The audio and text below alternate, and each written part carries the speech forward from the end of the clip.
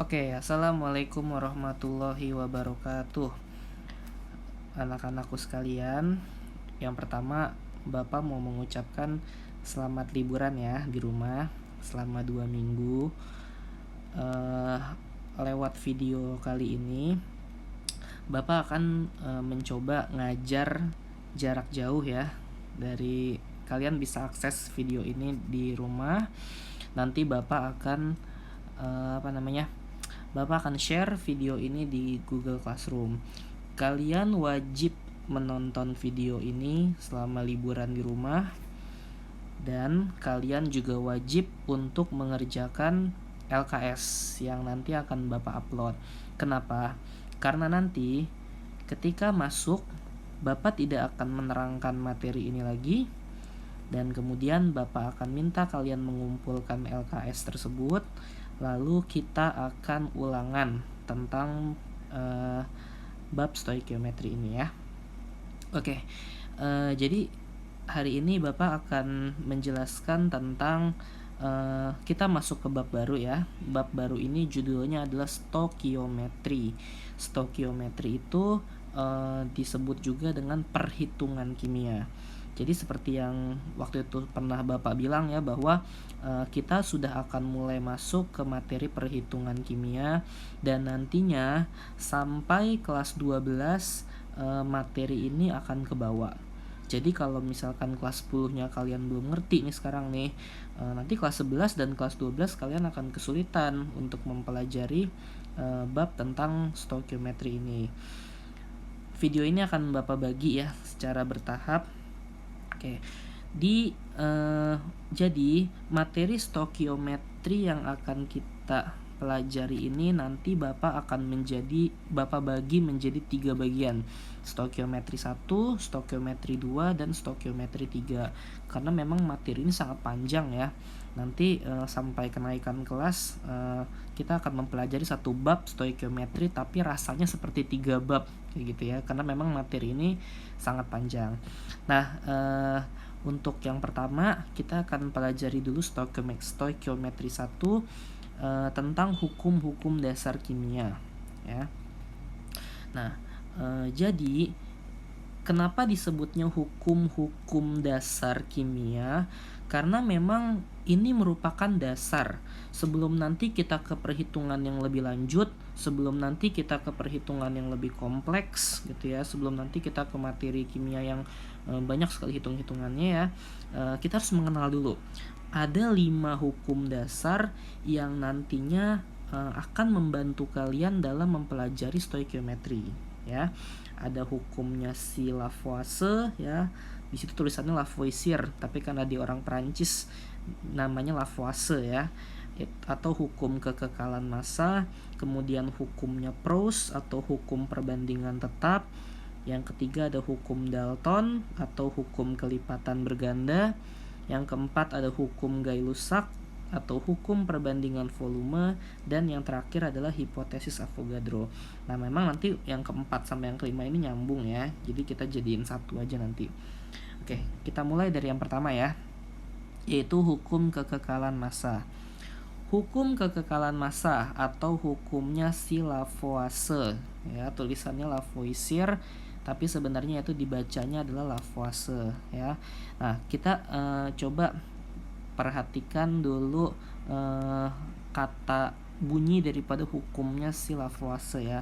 Kalau kata si Lavoisier itu, dalam sistem yang tertutup, massa zat sebelum dan sesudah bereaksi akan sama gitu. Jadi kalau misalkan kita punya kita punya reaksi nih gitu ya.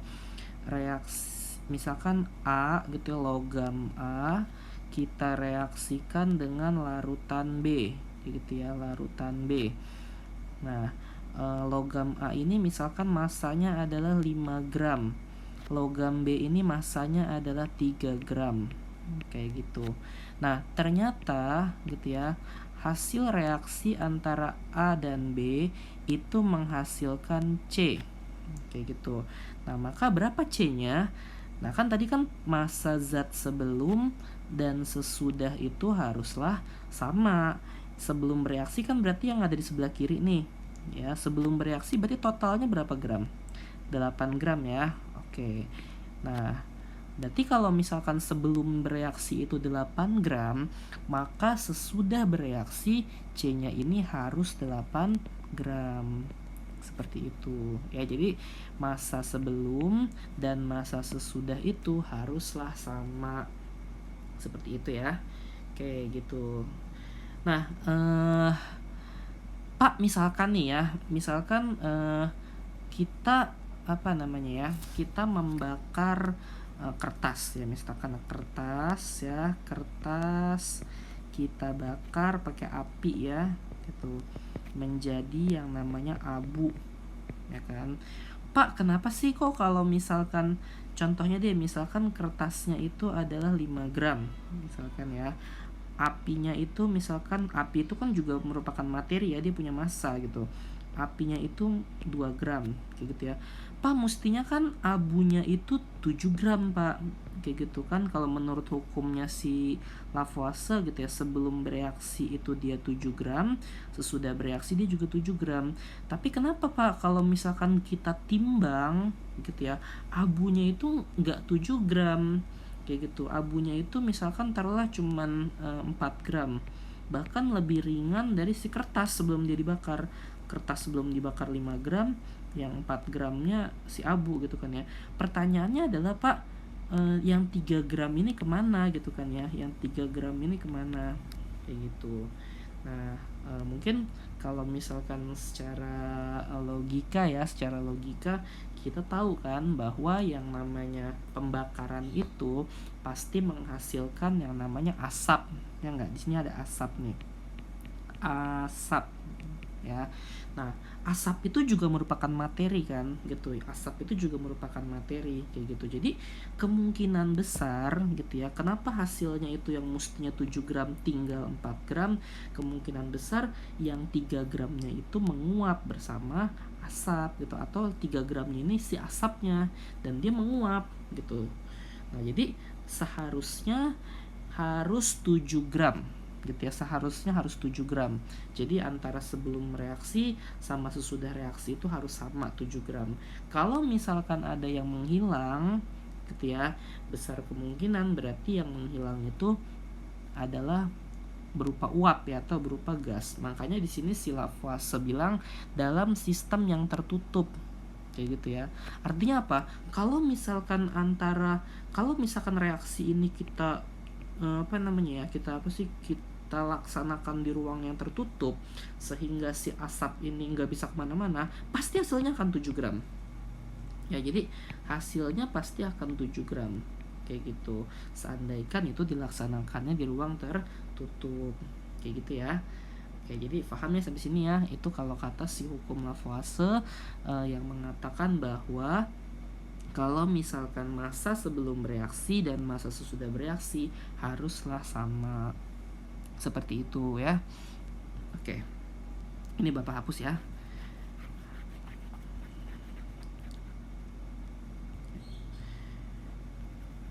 Mana nih? Oke, kita ke contoh soalnya ya. Sebanyak 12 gram karbon dibakar sehingga menghasilkan 30 gram gas CO2 menurut persamaan reaksi sebagai berikut. Kita tulis deh. Ini kan ada persamaan reaksi C ditambah O2 menjadi yang namanya CO2 ya. Sebanyak 12 gram karbon, berarti karbonnya itu 12 gram ya. Nah, menghasilkan 30 gram gas CO2 ya. Ini gas CO2-nya adalah 30 gram. Ingat ya, massa di sebelah kiri sama dengan massa di sebelah kanan ya kan, di batasnya ini ya. Massa sebelah kiri ya kan sama dengan massa di sebelah kanan. Di sebelah kiri ada apa aja sih? Karbon sama oksigen, berarti massa karbon ditambah massa oksigen sama dengan massanya si CO2. Massa karbonnya berapa? 12 gram ditambah massa oksigen sama dengan massa karbon dioksidanya udah ketahuan ya, 30 gram. Ya. Berarti berapa massa oksigen? Udah, pindah ruas aja kan. Jadi 30 dikurang 12 sama dengan 8 gram. Kayak gitu. Paham ya? Inilah hukum kekekalan massa atau hukumnya si Lavoisier. Nah, sekarang Bapak minta kalian nanti mengerjakan mana nih? LKS ya. Nah, bentar. Nah, LKS Tokyo 1 ya, LKS Tokiometri 1. Nah, yang bagian ini ya, bagian hukum Lavoisier ya. Oke, itu yang pertama ya. Oke, yang kedua kita akan bahas tentang hukum Proust ya, hukum Proust. Nah, Bapak tampilkan dulu ya. Bapak tampilkan hukum Proust. Nah, ini dia nih. Hukum Proust. Oke. Nah, yang kedua, kita akan membahas tentang yang namanya hukum Proust ya. Jadi, kalau menurut atau hukum perbandingan tetap. Nah, menurut Proust, perbandingan massa unsur-unsur dalam senyawa itu selalu tetap. Ya, kita paham ya bahwa yang namanya senyawa itu sendiri ya, senyawa itu sendiri itu adalah gabungan dari dua unsur atau lebih gitu kan ya. Oke, nah contohnya misalkan di dalam soal nih. Perbandingan massa antara magnesium dengan oksigen dalam senyawa magnesium oksida adalah 3:2. Nah, dari sini kita tahu bahwa Mg atau magnesium itu bergabung dengan oksigen ya, unsur bergabung dengan unsur membentuk yang namanya senyawa yaitu MgO atau magnesium oksida kayak gitu ya. Nah, ternyata dia punya perbandingan gitu ya, 3:2 ya kan ya. Jadi 3:2. Jadi dalam senyawa MgO ini perbandingan Mg dan perbandingan O adalah 3:2 kayak gitu ya. Oke. Nah, sekarang kita lihat pertanyaan yang A ya. Yang A gitu ya. Berapakah massa MgO? Ini berapa gitu ya massanya ya. Kalau yang direaksikan itu magnesiumnya 6 gram dan oksigennya itu 4 gram. Kayak gitu ya. Oke, nah sekarang sebelum kita menjawab pertanyaan yang A gitu ya, Bapak mau ulang lagi nih terkait hukumnya si Proust. Hukum Proust bilang perbandingan massa unsur-unsur dalam senyawa selalu tetap. Maksudnya apa sih Pak? Saya nggak ngerti nih bahasanya kok ribet gitu ya. Jadi gampangnya gini, kan Mg sama O itu perbandingannya adalah 3:2. Nah, maka ini harus selalu tetap. Artinya apa? Harus 3:2, nggak boleh berubah-berubah. Nah, sekarang kalau misalkan 6 gram sama 4 gram, apakah 6 gram sama 4 gram ini 3:2? Ya, ini kan kalau secara matematika kalau kita sederhanakan bagi 2 aja ya nggak? 3, 2 ya nggak? Jadi 6 gram sama 4 gram itu 3:2 nggak? Iya kan ya, 3:2. Oke, berarti perbandingannya sudah betul. Ya, perbandingannya sudah betul. Nah, maka kalau perbandingannya sudah betul, berarti bisa kita jumlahkan 6 gram tambah 4 gram 10 gram. Jadi MgO yang dihasilkan itu 10 gram. Paham ya? Yang B sekarang. Berapakah massa oksigen yang terpakai apabila direaksikan 15 gram Mg dan terbentuk 25 gram MgO? 15 gram Mg berarti Mg-nya itu 15 gram. Ya. 25 gram MgO. Ya, berarti oksigennya berapa gitu kan? Ini kan kalau menurut hukumnya si Lavoisier yang pertama, massa sebelah kiri sama dengan massa sebelah kanan gitu ya. Oke, berarti kalau misalnya ini 15 gram, ini X gitu ya, 25 gram, berarti kan tinggal 25 kurang 15 aja kan. Berarti Mg-nya 15 gram, yang ininya 10 gram. Ya, kan massa kiri sama massa kanan harus sama kan kalau menurut hukum. Yang tadi yang pertama tuh yang hukum kekekalan massa ya. Oke dah. Dah, sekarang kita cek apakah 15 sama 10 itu 3 banding 2. Kira-kira kalau di matematika sama-sama kita bagi berapa nih kalau disederhanain? 5 ya. Oke, sama-sama dibagi 5. Berarti 15 dibagi 5 itu adalah 3. O-nya 10 bagi 5 adalah 2. Jadi perbandingannya udah benar ya. 3 banding 2. Paham ya di sini ya? Oke. Yang C sekarang. Berapa massa MgO yang terbentuk apabila direaksikan 12 gram Mg? Berarti ini 12 gram ya. Terus oksigennya 10 gram ya kan. Nah, berapa MgO-nya? Kayak gitu kan. Oke. Nah, sekarang kita lihat nih. Kalau 12 sama 10 kira-kira kalau kita sederhanain jadinya 3 banding 2 enggak ya? Coba deh kita sederhanain dulu. Ini kan kalau di matematika kalau sama-sama kita bagi 2 aja deh ya. Yang satu 6, yang satu 5. Ternyata 6 banding 5 kan. Tidak 3 banding enggak 3 banding 2 gitu. Ternyata dia itu 6 banding 5 kayak gitu. Nah, maka kalau kayak begini ada sesuatu yang salah kayak gitu. Ada sesuatu yang salah gitu ya. Artinya nggak bisa 12 gram Mg tidak akan bisa direaksikan dengan 10 gram O gitu ya, karena perbandingannya 6 banding 5 bukan 3 banding 2. Terus Pak, kalau misalnya kayak begini gimana?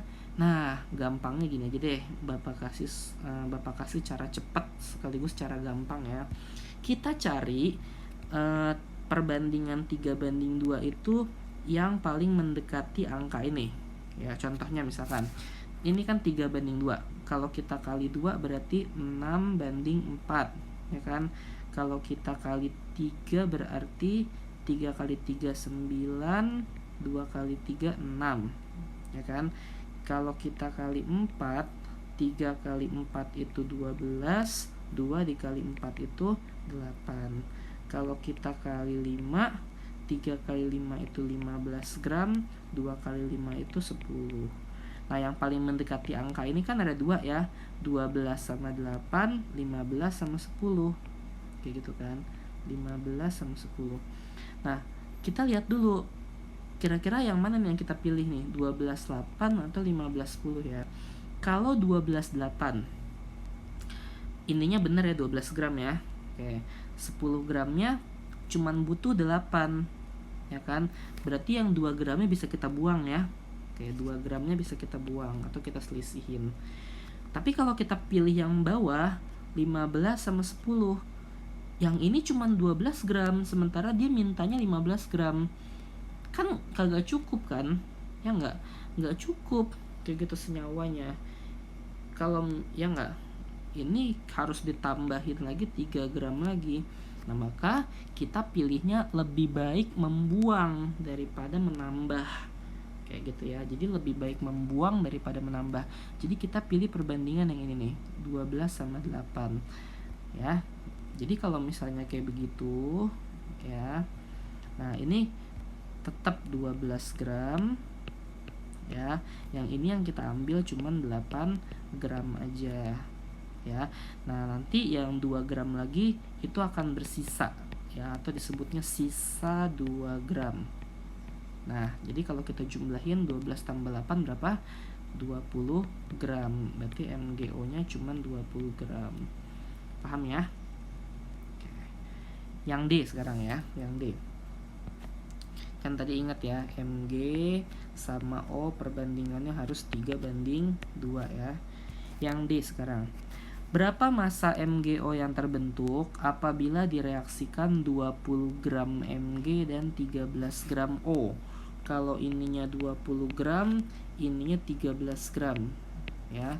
Sekarang 20 banding 13 ini udah nggak bisa kita sederhanain lagi ya. Berarti kan 20 banding 13 kan. Nggak bisa kita sederhanain secara matematika lagi. Apakah ini 3 banding 2? Jelas bukan dong. Ya nggak? Jelas bukan. Nah, maka kita harus cari angka yang mendekati ya. Sekarang 3 banding 2. Kalau kita kali 2 itu 6, 4. Kalau kita kali 3 yang mendekati itu 9 sama 6. Kalau kita kali 4, 12 sama 8. Kalau kita kali 5 itu 15 sama 10. Kalau kita kali 6 ya, 6 kali 3 18, 2 kali 6 itu 12. Kalau kita kali 7, 3 kali 7 21, 2 kali 7 14. Yang ini nggak mungkin ya. Kenapa? Karena 21 itu lebih dari 20 ya kan. 14 juga lebih dari 13. Berarti kita nggak bisa pakai yang nggak bisa pakai yang 7 ya. Berarti kita pakai yang ini nih ya. Jadi ininya kita ambil 18 gram aja, yang ininya kita ambil 12 gram aja. Jadi kalau gitu yang ini bersisa 2 gram ya kan, yang ini sisanya adalah 1 gram. Nah ini kita jumlahin deh, 18 tambah 12 berarti MgO nya itu 30 gram ya, MgO nya. Oke, sampai sini dulu. Ini pertemuan pertama. Bapak minta nanti hari Senin ya, Bapak minta hari Senin kalian nonton video ini, kalian mengerti sama kalian, kemudian habis itu kalian kerjain LKS-nya. Berarti nambah ya, yang pertama itu hukum Lavoisier, yang kedua adalah hukumnya Proust ya. Berarti 1, 2, 3, 4, 5 soal ya, kalian kerjakan. Kalau misalkan ada yang mau ditanyakan, silakan hubungin WA Bapak ya. Cuman bisa WA aja ya. Gitu. Silakan kalian WA Bapak, hubungi Bapak di nomor ini. Selamat belajar di rumah. Ingat ya, kalau kata Pak Rizal itu kalian bukan cuman liburan ya, kalian harus belajar seperti biasa, cuman belajarnya jarak jauh seperti ini ya, karena nanti masuk kita langsung ulangan. Selamat belajar ya, semoga sukses. Ya meskipun belajarnya bisa sambil nyantai ya di rumah ya. Oke, itu aja. Kurang lebihnya Bapak mohon maaf. Wabillahi taufiq wal hidayah. Assalamualaikum warahmatullahi wabarakatuh.